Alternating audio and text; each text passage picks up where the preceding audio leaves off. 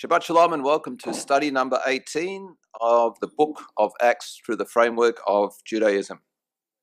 For those online, I'm Ralph Menazelski of Derek HaMashiach. We are a Beit Midrash, a house of learning, and welcome. We're studying the book of Acts from a framework of Messianic Judaism. We're up to chapter 4 this week.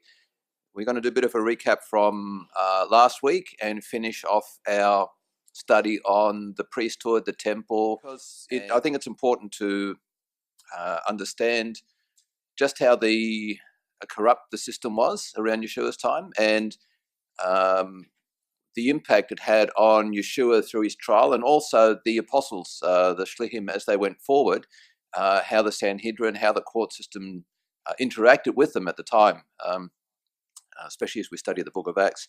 And interestingly enough, because I'm not just using the First Fruits of Zion book, I'm using a few other sources of material as well. And one of there's already another group that's done the whole book of Acts study and put it online. And so I'm just reading through their stuff, and they did the same thing. They spent a whole session on looking at the temple, the court system, for the very same reason, because they understood also how important it is to understand that background. I felt I was being justified taking so much time on this because it's important, I think, to understand. So anyway, before we go too much further, let's pray. Okay, so you might think, well, we're not actually studying the Torah as such. Like, the Torah has a wide definition. The original or the narrowest sense of Torah is the 5 books of Moses, 5 books of Moshe. That's what is traditionally classed as Torah. But then also the whole Tanakh and the whole Bible can be Torah. In fact, Judaism even says the Talmud and all the writings of Judaism are included in Torah. So when we talk about and pray about Torah, it can have a wide range of definitions. And for us, I'm using the widest range of definition because we are studying other material outside of just the 5 books of Moses. And for us, the apostolic writings are a Mishnah or a commentary on the Torah itself as well. So by studying those, we are indirectly studying Torah as well. Books in the apostolic writings onward is phenomenal anyway. So exactly. We are studying the Torah if you're going to be legalistic. Yeah. Well, we're not being legalistic here. Let's be legalistic about that. Okay, here's the start of the recap. Now, in your handouts, you've got lots of blank spaces there that you can fill in as we go. But I'm going to be asking you questions as well before we actually fill them in. So the first session will be very interactive, and I'm expecting an answer from everybody.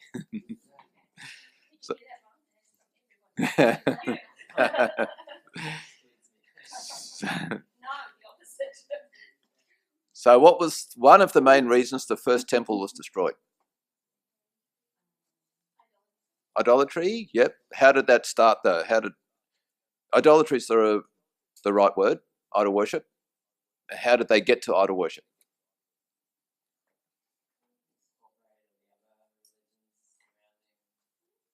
Yeah, yep. Okay, so assimilation. So you've got idolatry, which came from assimilation, which came from,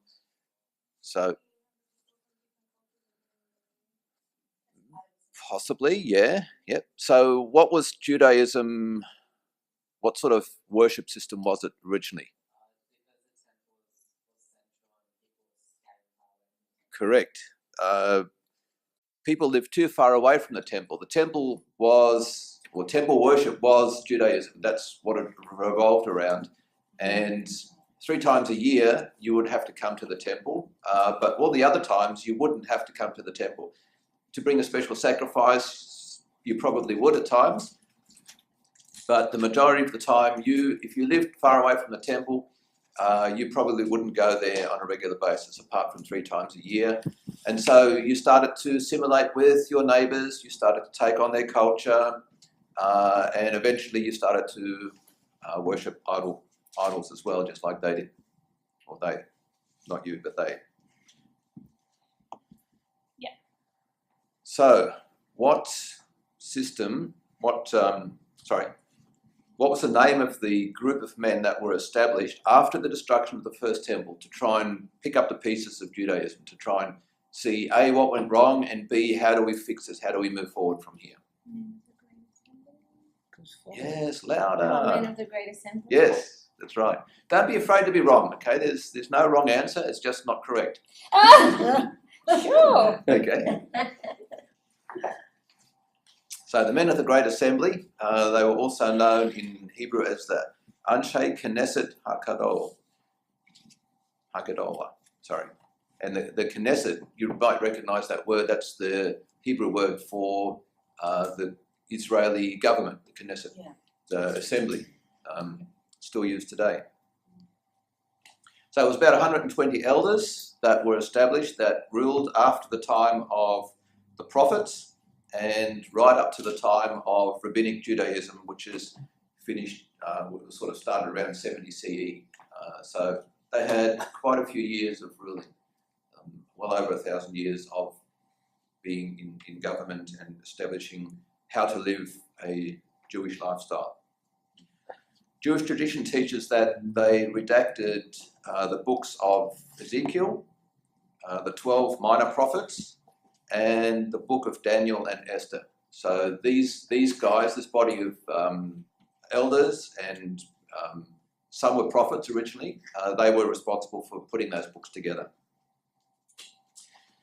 They also composed the original Amidah. Remember the Amidah prayer, the standing prayer? So they were the original composers of that. It obviously developed as it went, but they were the original ones. They canonized the Tanakh, and most importantly, they enacted democratization of Jewish education, making Torah the possession of all instead of just the priestly class. So they were actually responsible for spreading Torah to the masses. A little bit like, you know, how Catholicism was just the priests could read Latin, and so the people would just be, dependent on whatever the priest said. Sort of similar thing happened with Judaism. Everybody just depended on what the priest said, but the men of the Great Assembly made it for everybody. Historically, the Great Assembly described in Nehemiah 8-10 was a public assembly of Jews who returned to Israel after the exile in Babylon. In this gathering, the leaders and people of Israel rededicated themselves to the Torah as their inheritance and code of law.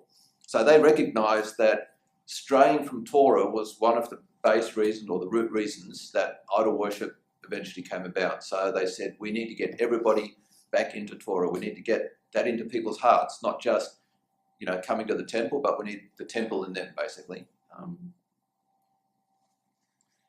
So how did they do this? The three things that they put in place for that. Regular prayer times? Yes, that's correct. So they established the three institutions. One was a house of prayer. Beit Tefillah, Beit Midrash, and the synagogue. Beit Midrash, Beit Den, Beit house of Din. judgment, and Beit Tefillah, the house of prayer. And where did all these things take place if there was no temple? In synagogues. Correct, as Ryan said. So they did establish a synagogue, you're right, Ryan, but that was just to house these three institutions. Cool.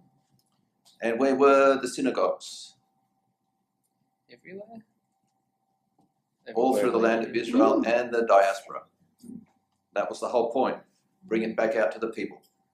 Allow the people to participate in the daily worship and practices of Judaism. So around Yeshua's time, or even earlier, what was re-established that was in conflict with the synagogues? The temple. The second temple was built, and that started to conflict with the synagogues, because the temple, the priest said everything should come back into the temple, and yet the Pharisees were saying no, it should stay out in the synagogues as well as the temple. So which sect of Judaism supported the priesthood and temple worship only? Pharisees. The Sadducees. Sadducees. Had to Yes. be one of the two. Got it 50% right. The Sadukum. It's pronounced and spelled a number of different ways, but that was the sect of the Sadducees. What was the Sadukum's understanding of the written and oral Torah? How did they perceive the written and the oral Torah?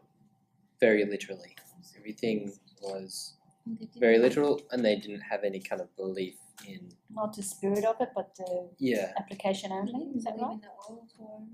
No. Okay, so they didn't follow the oral Torah. Yeah, that's a good start. And what parts from the written Torah did they only ascribe to? First 5 books.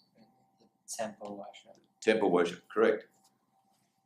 So they didn't believe in the oral Torah, and they thought only the temple worship was really important from the written Torah, and that's why they were a temple sect. They supported the priests, and that was their whole focus. They weren't too fussed about how to actually live your life on a daily basis, which sort of what the Pharisees and the oral Torah was about. How do we live the written Torah? Yeah.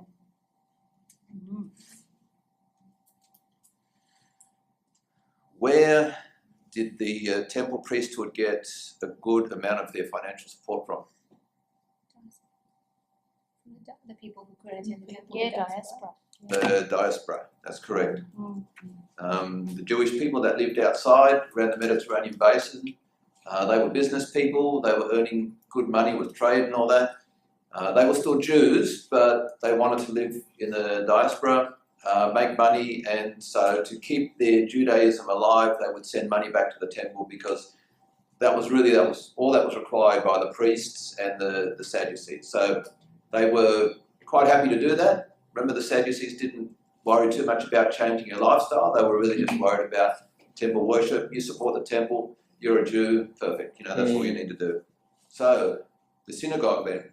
Which sect of Judaism supported the synagogue? Definitely the Pharisees. Definitely the Pharisees this time? Yes. Their whole endeavor was to follow Torah, both the written and the oral Torah, to live the best way they can to walk with God, to please God, to be holy, basically, set apart. That doesn't mean they didn't support temple worship as well, because that was part of written Torah and part of oral Torah. So they were also in the temple, they were part of that temple system, but they weren't secluded to that. They actually had the synagogues. So when Yeshua went and taught and preached in the synagogues, there was traditionally Sadducees weren't allowed to go there. A, they probably didn't want to, because they didn't believe in the synagogue, and B, they wouldn't have been allowed by the Pharisees, because the Pharisees ran the synagogues and they were politically and religiously opposed, so Sadducees would never have been able to teach or preach in the synagogue. So that sort of established that Yeshua was pretty much a Pharisee, because they allowed him to teach and preach in synagogues. In fact, they invited him. They invited him. And even Rav Shul went, he would always go to a synagogue first and preach and teach there. Even though he did go to the temple and participate in the temple. Again, that's right. The Pharisees didn't have a problem with the temple. No, that's it was right. the Sadducees that had a problem with the synagogues. Yeah. And of course, that whole picture of you no longer have control of the masses. People are actually studying Torah themselves, and they can actually start to question what you're doing, because they actually know Torah, and if you're doing something that's not quite right, they can start to challenge you, which is what the Pharisees often did with the Sadducees, because the Sadducees and the priests were often not following Torah properly, and the Pharisees would come against them. There was a case of when they had to go down to get the water from that was It's on Sukkot. Sukkot. That's There's a whole ceremony about the high priest would go down to the stream and get water and bring it back up to the temple. And one time when the Sadducee, who was a high priest, was doing that, he didn't do it properly, and the Pharisees actually started stoning him. So much so that they broke something off the altar that was being carried, and so they actually sinned themselves by doing damage to godly things. And then the temple guards had to come in and save the Sadducee high priest. So, these guys were at each other's throats all the time. It was a real war. Yeah. Ideological debates. Yeah. You think Pentecostals and Baptists are bad these days. These guys were shocking.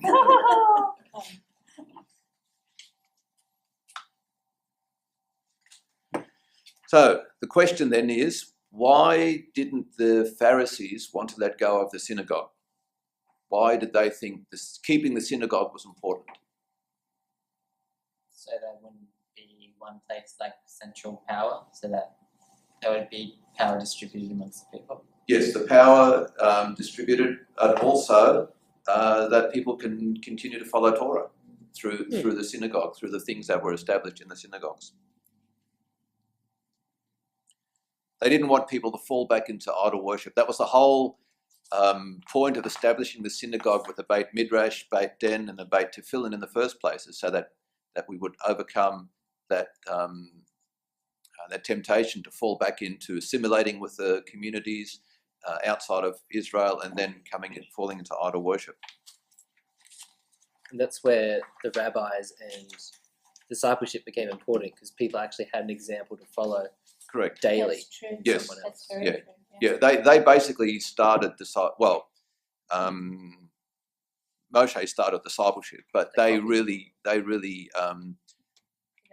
developed it into something that we know today, or did know 2,000 years ago. Today we don't understand what discipleship is really. No, not in that way. No.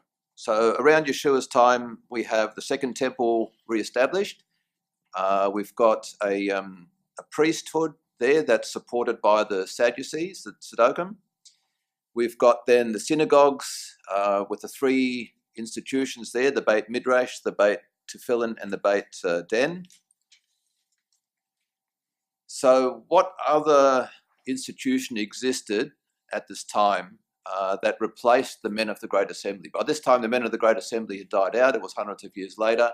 Eventually, they were replaced by what body?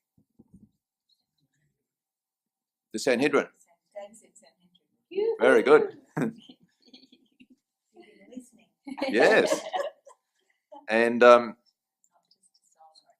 Sanhedrin was broken up into two things: the Lesser Sanhedrin and the Greater Sanhedrin, or the Great Sanhedrin. Can anyone tell me where the Lesser Sanhedrin met? Synagogues? No. The lesser one was, how many of them were there? They were 12. Don't know. They were I'm throwing numbers at them. They were all over in every town, every city. They had like a local court system. Oh, that's They're the right, elders yes. at the gates that do the judgment. Elders at the gates, basically. 23 The lesser were judges, the elders basically. of the gate. Yes. The Great Sanhedrin was in Jerusalem. There was only one body Yes. that was consisted of 71 judges. And then each synagogue, each Beit Den, had its local 3 or more rabbis. So that's why it says when 2 or more agree, right, then I am with you, which means when Yeshua says I am with you, it's not we're having a church service. It means that when you guys make a judgment, when 2 or 3 of the judges make a judgment, I will support that judgment because I've given you my authority to make the judgment. And that's what that whole scripture is about. If you look at it in context, it's got nothing to do with having a church service. They would settle local matters first within the fellowship, within the body. And remember, we're told to any arguments that we have with one another, don't go outside to the world's court system. Stay within the godly court system. So you see the people, the leadership first in your local synagogue. If that couldn't work it out, you go and see the next group up, which was the Lesser Sanhedrin that was in charge of the town. And if that didn't work, you would go to the High Court, the Great Sanhedrin, which is very much the same as our current judicial system. So where do we get that from? Judaism. And that came from the Torah with Moshe. And that came from sitting Moshe, there, yeah, correct. So what was the makeup of the Great Sanhedrin now? we're not going to worry about the lesser Sanhedrin or the Beit Din. The great Sanhedrin that met in Jerusalem, according to the Talmud. Can anyone remember what sort of people are to make up this body of judges? You could have ex-high priests. Correct. Ex-high priests. Scribes, Mm-hmm. the rabbis, elders. Yep. Doctors. Former high priests. Doctors of law, yeah. Representatives of the 24 priestly castes, scribes, doctors of the law, not just doctors, but had to be doctors of law. Which, but in those days, you probably practiced, it wasn't just one one discipline you practiced in. Some of the rabbis were well known to be both doctors or rabbis of Torah, as well as academics in medicines or engineering or astrology or physics, or they had multiple disciplines that they were actually well versed in, well educated in. The role of the Great Sanhedrin was the final authority on Jewish law, on religious and ritualistic temple matters, criminal matters, pertaining to the secular court. So basically, they judged everything. The Great Sanhedrin. Before Yeshua's time, they covered everything, including capital punishment cases, up until about 30 CE, at which time the Roman government basically said, "No, we're going to take over capital punishment stuff. You just worry about the minor, small things." They basically lost that authority under the Roman occupation. So after the temple was destroyed, the Great Sanhedrin was also basically torn apart. A type of Sanhedrin moved to a place called Yavna, and it took on many of the functions that the Great Sanhedrin did, but it was not quite the same. And it was run under the authority of a rabbi called Rabban Gamliel. Does that ring a bell, that name? Yeah. So that's where he sort of fits into the picture. He was now not in Jerusalem anymore. He was in Yavna, but he was still ahead of a type of Sanhedrin. In fact, that's where the oral Torah started to be put together in Yavna. We'll talk about that in a minute. I'm jumping ahead of myself. We're up to, where did the Great Sanhedrin meet when they were in the temple? Can you remember the name of the hall? Of Hewn Stone. That's right.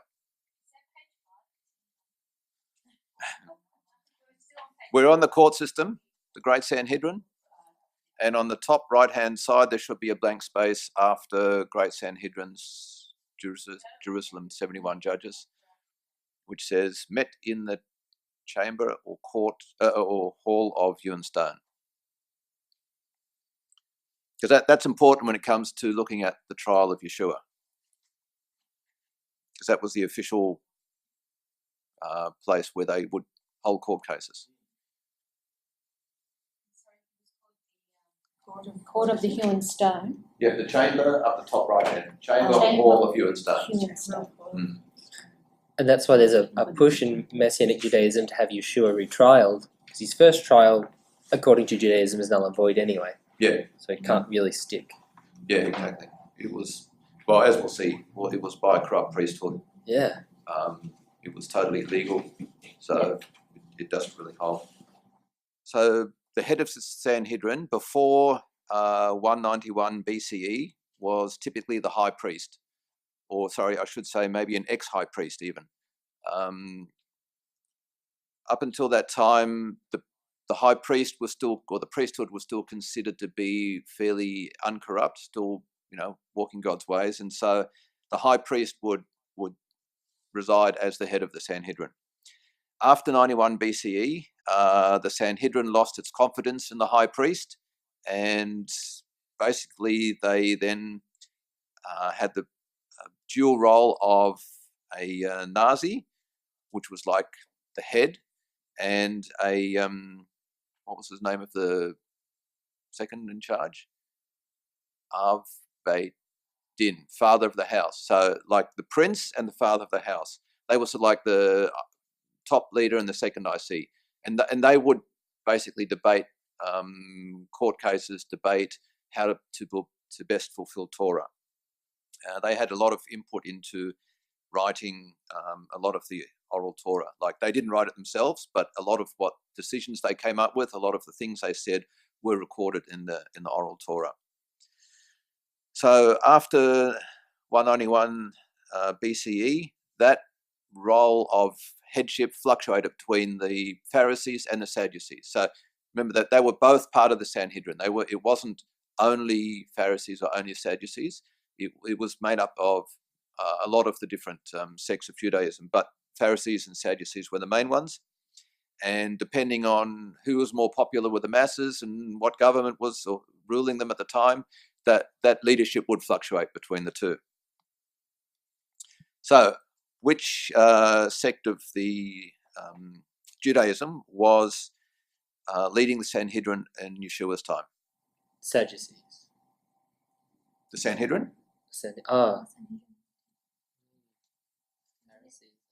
Pharisees.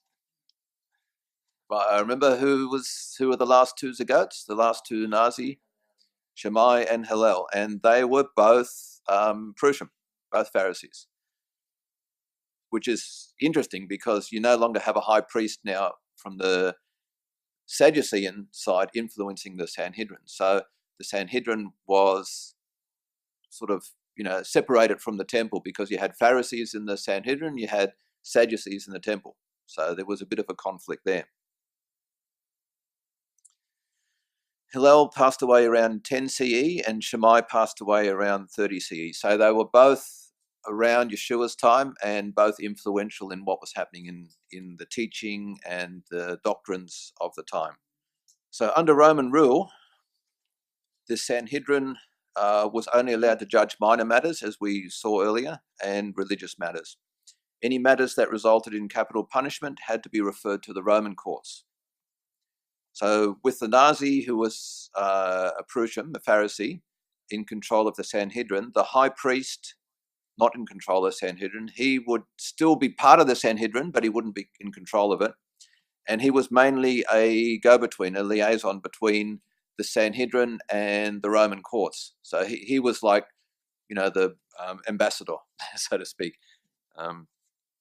And he, as we'll see later on, he was often appointed by the Romans and not by the Sanhedrin. There's a problem there already, isn't there? So one point to note, though, is when the apostolic writings talk about the high priest, it may not necessarily be the high priest that was in charge at the time of the temple, because it was typically an ex-high priest that would be on the Sanhedrin. So, but he would still be called high priest, just like, they would still have the same honor as, say, the president in America or the ex-president. They would still have the bodyguards and all that sort of stuff. They were still bestowed the same honor as if they were a high priest. So, and that can be confusing in the scriptures, because if you don't know the context, and that's why we're looking at this in a bit more detail, we hear about Yeshua going before the high priest. Who was it? Was it the ex-high priest or the real high priest? So we're going to look at that shortly. So Acts 4:5-6, which is back to where we originally were looking at last week, how we sort of got onto this bunny trail. The next day, the people's rulers, elders, and Torah teachers assembled in Jerusalem along with Ananias, the Cohen Hagadol. In other words, Ananias, the high priest, Caiaphas, Yohanan, Alexander, and the other men from the family of the Cohen Hagadol. So we'll get back to that point in a minute about Ananias. But the thing I wanted to point out was that they said that they gathered or assembled in Jerusalem. Now, that's a strange sort of statement to make, because the Sanhedrin, all these people should have been in the temple in Jerusalem, right? So why did they assemble in Jerusalem when they were already there? So this word sort of inferring that they came from somewhere and assembled there. So the two explanations are that A, it could have been because it was around Shavuot time, so they had all come in anyway, but they should have been in Jerusalem. So the second thing that, what's his name? John Lightfoot thinks. He did some investigations into the apostolic writings, and he did it from a Hebraic and Talmudic background. So he did a lot of checking up, sort of the similar stuff that we're doing, and he went in a lot more detail. And he believes that what actually happened was that the Sanhedrin had moved out of Jerusalem at that time, so that the Jewish tradition tells us this: 40 years before the destruction of the city, the Sanhedrin removed. For when they observed the strange increase of murders among them, that they grew too many to be called in question, they said, "It is best for us to remove from this place." From place to place. So I couldn't find exactly how many times, but I think it was either 7 or 10 times the Sanhedrin moved from its original place of the Hall of Hewn Stone in the temple, moved to somewhere in Jerusalem, then somewhere in Jerusalem, then actually moved out of Jerusalem. And so, yeah, right? To avoid the members being killed? Is that what you said? Probably, yeah. They didn't actually give the exact reason, but yeah, it says that it is best for us to remove from place to place because there were lots of murders amongst them. So it sort of sounds like their lives might have been in danger, maybe from the new Messianic believers that wanted to get rid of them because they made a bad judgment. I don't know. That's yeah. Mind you, there was lots of baseless hatred as well amongst Jews. So yeah. Also, the Romans were starting to increase persecution, weren't they? The Romans were starting to increase persecution. Yeah. So there's probably a lot of reasons that some of them were being murdered, and it was a good reason to. And there was the Zealots as well at the time. And the Zealots, yep. They finally moved to a place called Yavna, which is what we saw before, that they moved there after the destruction of the temple. And a rabbi called Yohanan ben Zakkai was responsible for that. So we haven't come across him yet, but we will shortly when we look at the individuals that were present on this day in Acts chapter 4, verse 5 to 6.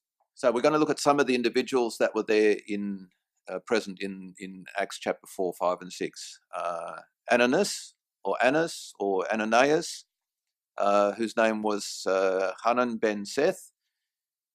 He was appointed as the high priest by the Roman government when they established the province of Judea in 6 CE. He was there for 10 years in that role, and then he was removed by Gratus and appointed another high priest. Now, Torah tells us that a high priest is meant to be there for life.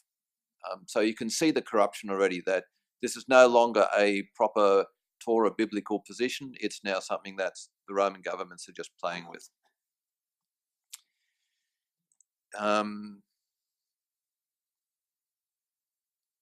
So when he was deposed, a power struggle started to happen between the new high priest and this ex-high priest. And eventually, through bribery and political pressure, Annas got back into the high place and he became high priest again. So between 16 CE and 66 CE, he and his family virtually monopolized the high priesthood. 5 of his sons, 1 grandson, and 1 son-in-law held the office of high priest during that time. So keep it in the family, guys. A bit of corruption going on there. So an explanation here is Luke most likely called him high priest for common courtesy because he did not truly represent the priesthood at the time, or God for that matter. He was not a representative of God, of Torah, of anything, but he was still called a high priest. And so when Luke writes about him, that was common courtesy. And also you'll notice that, we'll go into the next person. Caiaphas is the next person that was there in that list. Joseph Caiaphas. He was named, he was married to the daughter of Annas, or Ananias. So he was Ananias' son-in-law. And he was appointed to the office of high priest for 18 years. So these are all, so far, Tzedokim. They're all Pharisees. Sadducees. Sadducees, correct. Yes, they're all of the Sadducean belief. So actually during the time of Yeshua and the time of the apostles, Caiaphas was the real high priest and Ananias was the ex-high priest, but he was still called high priest. Remember we saw here with Anan, the Cohen Hagadol, the high priest, and Caiaphas.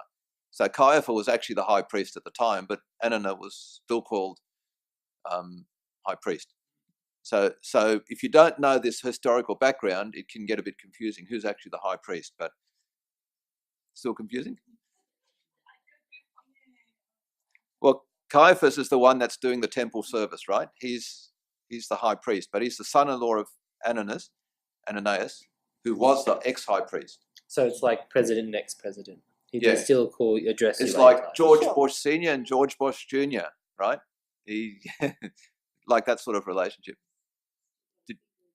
Exactly. Or 3 or 5, I think. 5 sons. Got a whole handful, I think. Caiaphas seemed to work closely with Pilate and the Roman government. He was beholden to the power of Rome and also his father-in-law, who was also beholden to the power of Rome. So they were more political figures than godly figures there. Caiaphas was the chief plotter against Yeshua's life, most likely for fear of losing power to him and his followers. He served as a high priest until 36 CE. Only just in 1990s, archaeologists have uncovered his tomb, so they found out more about him. So knowing all that background, I thought it was important to have a quick look at Yeshua's trial, because he goes from one high priest to another so I thought we'll throw all the gospel readings together there. We've got them listed. We're not going to go through each one, but basically what happened was Yeshua was arrested in the garden. He was taken by the elders, Torah teachers. He was taken by the temple guard, I think it was, and the current high priest. So that's Caiaphas, not Annas. So from there they went to Annas. So they went to Caiaphas' father-in-law, who was the ex-high priest. This is all during the night. And then they went back to Caiaphas.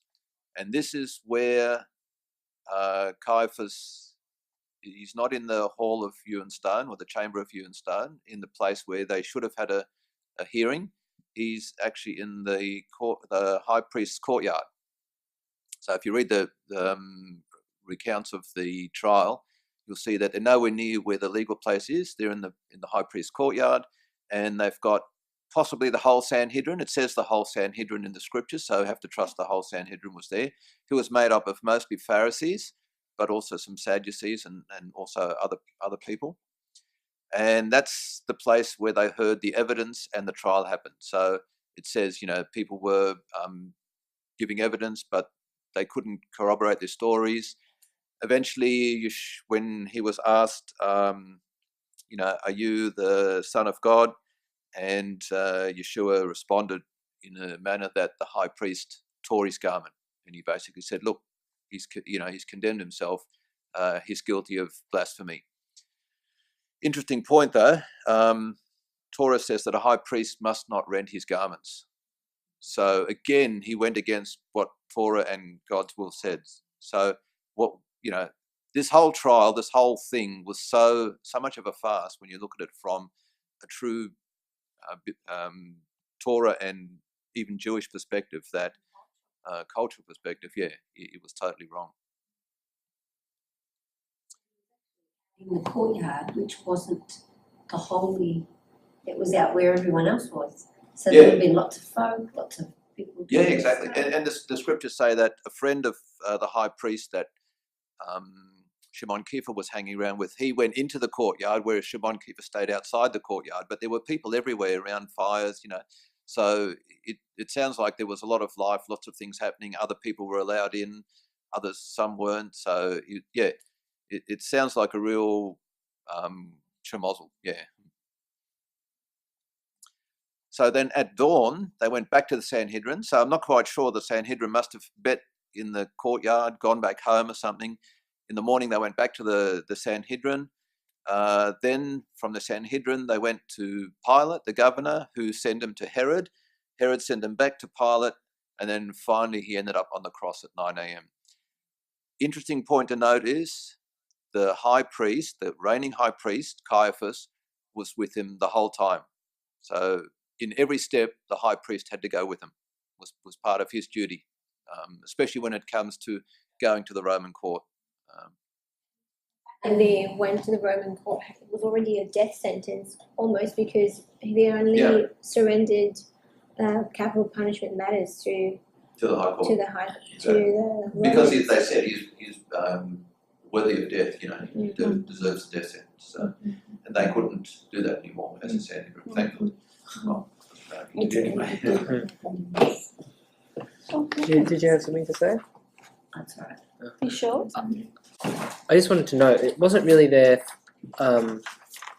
so it came to it that you have all these people working with the bias of already having plotted against him, framed him for certain sins, and so it was purely a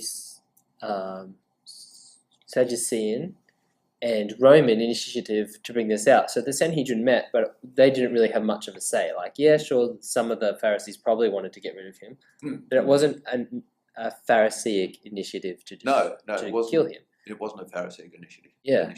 So you had Rome, who doesn't want a Messiah, and the Sadducees, who don't want a Messiah, saying, let's get rid of this guy before he starts a revolution. Yeah, that's right. It was the whole thing of not necessarily the Messiah, but the one that would start a revolution against Rome. And then, of course, if Rome lost its power, then the Sadducees and the high priesthood would lose its power, because they were the ones, supporting the Sadducean priesthood. So, it fully makes sense why Yeshua had to go through that from a political point of view. Yeah.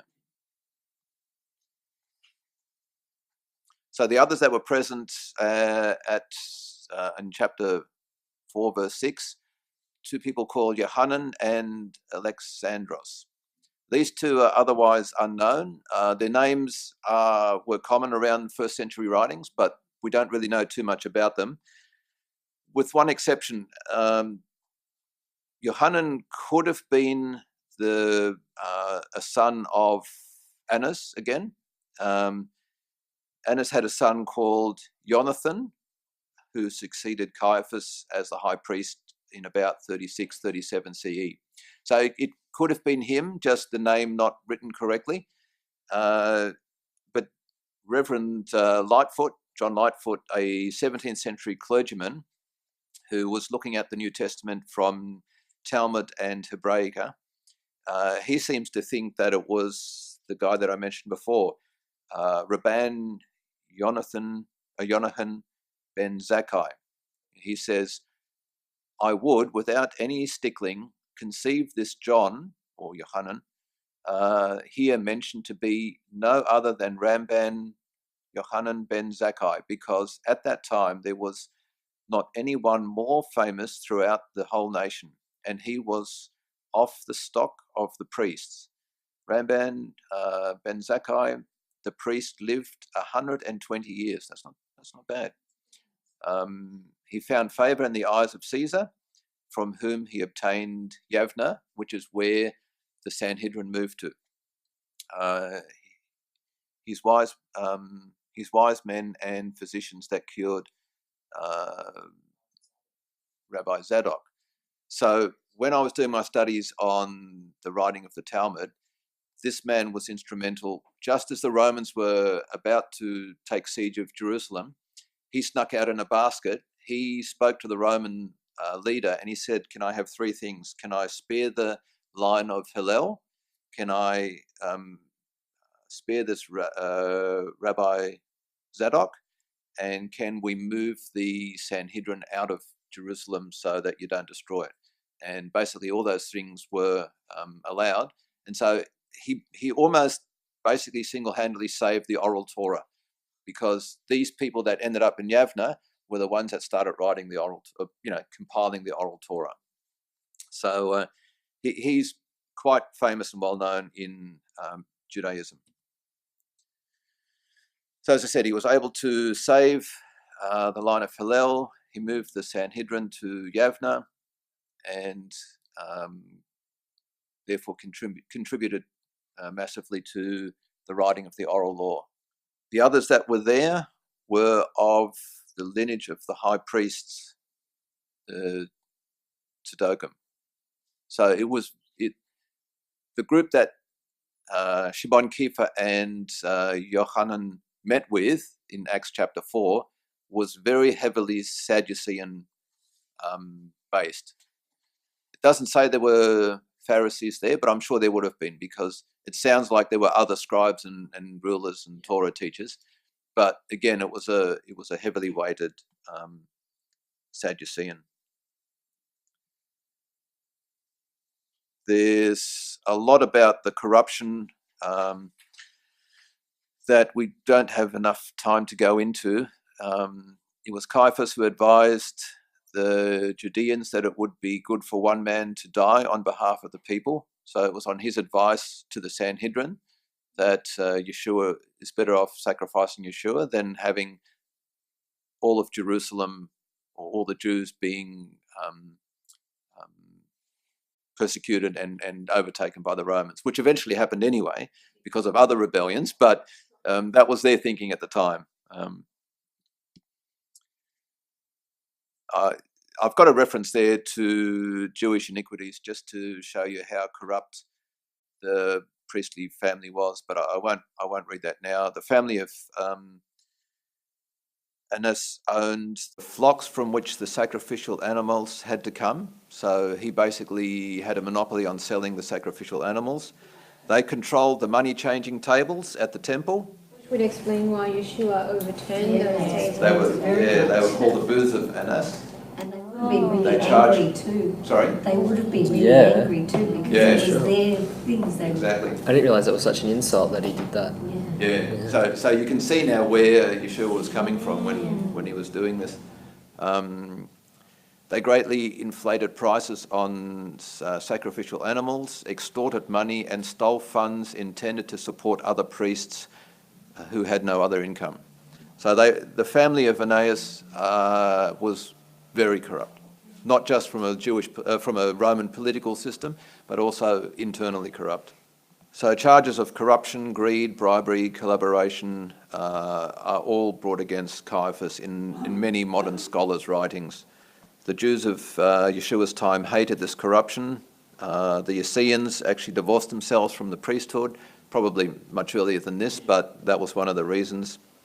Yohanan the Immerser spoke against the priesthood, saying the Messiah would come to clear this threshing floor, which was an allusion to the temple, because that's what King David built the temple on. It was a threshing floor, but John the Immerser came and said that the Messiah would clear the threshing floor. In other words, he would clear the temple. He would clean the temple of this sort of stuff. This sect, or not sect, but this portion of Pharisees that are corrupt, priests. Oh, they were the Sadducees, the priests. Sadducees. Yeah. Yep. Sadducees. Are they the ones that are called the hypocrites? The No. sect of the hypocrites? That's different. Pharisees. They are The Pharisees who were Corrupt hypocrites, Pharisees. yeah. So that's a whole. So we've got Yeah. corruption inside the Sadducees, and then we've got another level of corruption inside the Pharisee Yeah, It I wouldn't wasn't necessarily different. call them It corruption. wasn't corruption. It was No. more the fact that they were teaching something, but they weren't doing it. Remember, So Yeshua and that is yeah. the definition of a hypocrite. Yeah. Yeshua says, do what they tell you, but don't do what they do. Sure. He was referring to the hypocritical Pharisees Yeah. who would say one thing, they would teach Torah, but they would go and do something else. Okay, so really the corruption is mainly inside the Sadducee. The corruption is inside the Sadducean and their sect. allegiance to the right. Yep, and the hypocrisy, because the Sadducees weren't hypocrites. They didn't believe in following the oral Torah or a lot They didn't of the have Torah. that valid. So you can't call them hypocrites because they were true to that, but they were corrupt. Whereas the Pharisees were hypocrites because they were teaching Torah but not living it. And what I'm trying to say is that some of them were, not Yes, all not all of of them. them. No, There was just obviously. a portion that Yeah. were Yep. hypocritical in their outlook. Not all of them. That's right. In their actions. Yeah. Okay.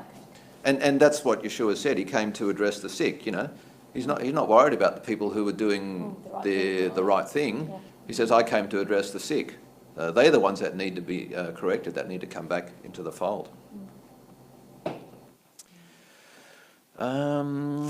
Okay, so we're running a little bit behind time. My apologies. That's what you get when you do interactive sessions. So it was good. Next week, we will go on to Acts chapter 4, verse 7. We'll actually go past 7. We'll start on verse 7, and we'll actually look at how Shimon Kepha responds to the question, by what power or in what name did you do this?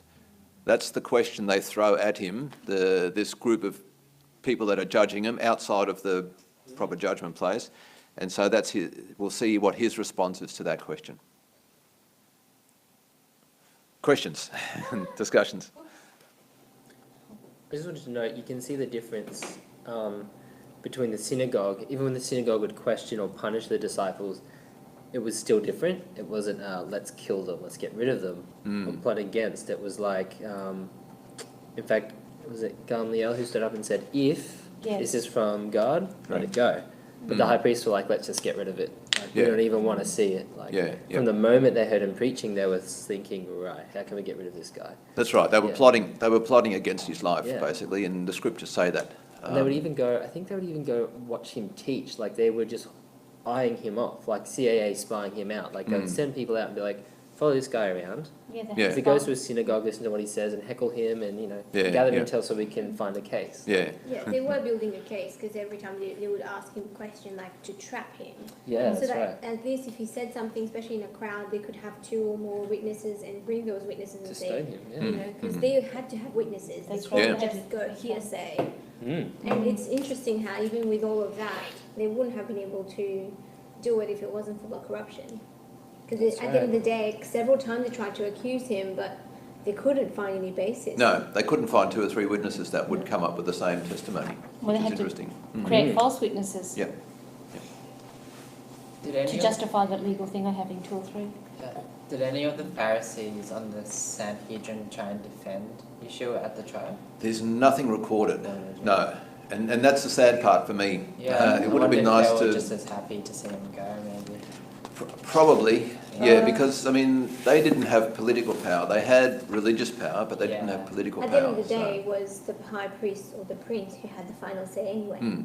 Yeah. So whether the discussion may have swayed and turned the other way, when Yeshua said that one line and he tore his garment, that was the end of it.